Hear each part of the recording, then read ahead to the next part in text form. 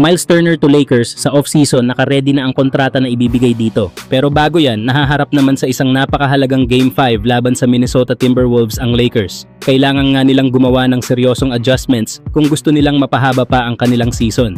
Natalo nga ang Lakers sa Game 4 matapos ang isang malakas na simula, ngunit muling pinahirapan sila ng kanilang sariling lapses sa second half, lalo na sa ika-4 na quarter. Kung hindi sila mag-a-adjust, maaga ang kanilang bakasyon.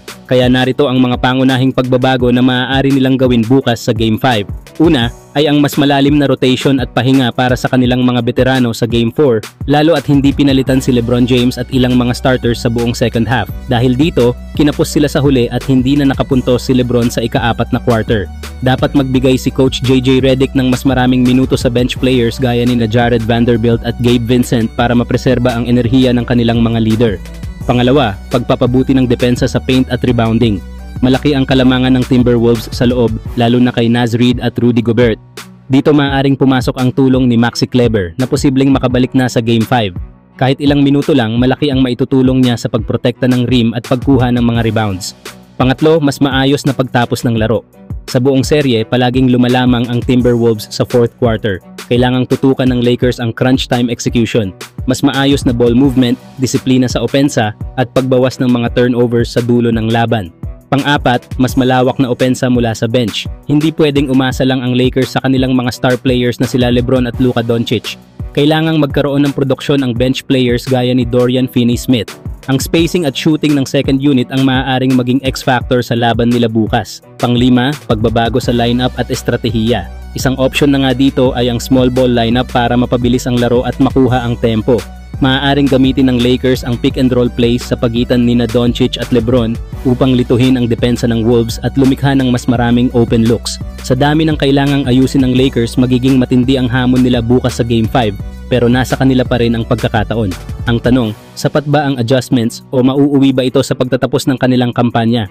Samantalang ang Los Angeles Lakers ay may potensyal na makuha si Miles Turner sa off-season. Si Turner nga ay magiging unrestricted free agent na pagkatapos ng 2024-25 season, kaya may pagkakataon ng Lakers na magbigay ng alok sa kanya. Gayunpaman, ang Pacers ay maaaring maghanap ng kapalit na starting caliber na center, kaya't ang anumang trade package ay kailangang maging kapaki-pakinabang para sa parehong koponan. Ito nga ang mga possible gawin ng Lakers kung papaano nila makukuha si Miles Turner sa off-season.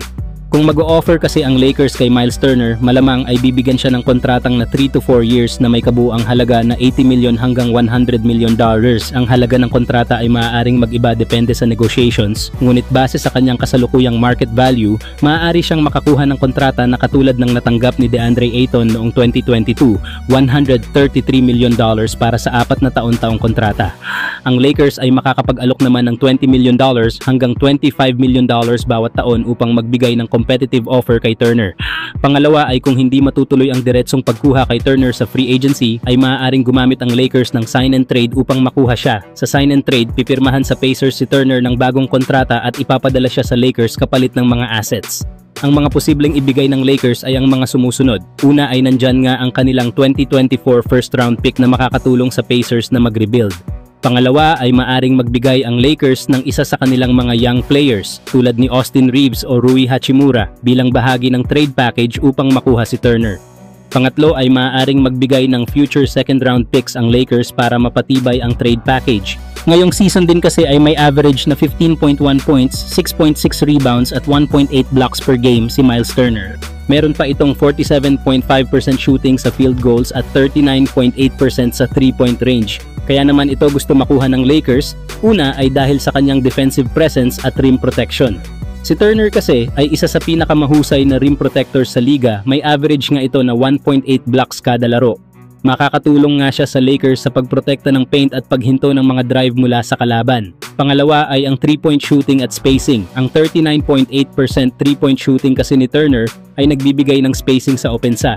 Magiging malaking tulong nga ito para sa mga playmakers tulad ni LeBron James at Luka Doncic. Pangatlo ay ang rebounding. Si Turner kasi ay nag-a-average ng 6.6 rebounds sa kada laro, kaya't makakatulong siya sa Lakers na maging mas solid sa depensa at rebounding ang kanilang kuponan. Panghuli ay ang pagkakaroon niya ng veteran leadership. Bilang isang 10-year veteran kasi sa NBA, si Turner ay may karanasan na sa playoffs at makakatulong siya sa Lakers para sa leadership sa locker room. Yan nga mga idol, ang paraan kung papaano makukuha ng Lakers si Turner sa off-season. Pero kayo mga idol, kung kayo ang Lakers, magbibigay ba kayo ng malaking kontrata kay Miles Turner o kukunin nyo ba ito via sign and trade?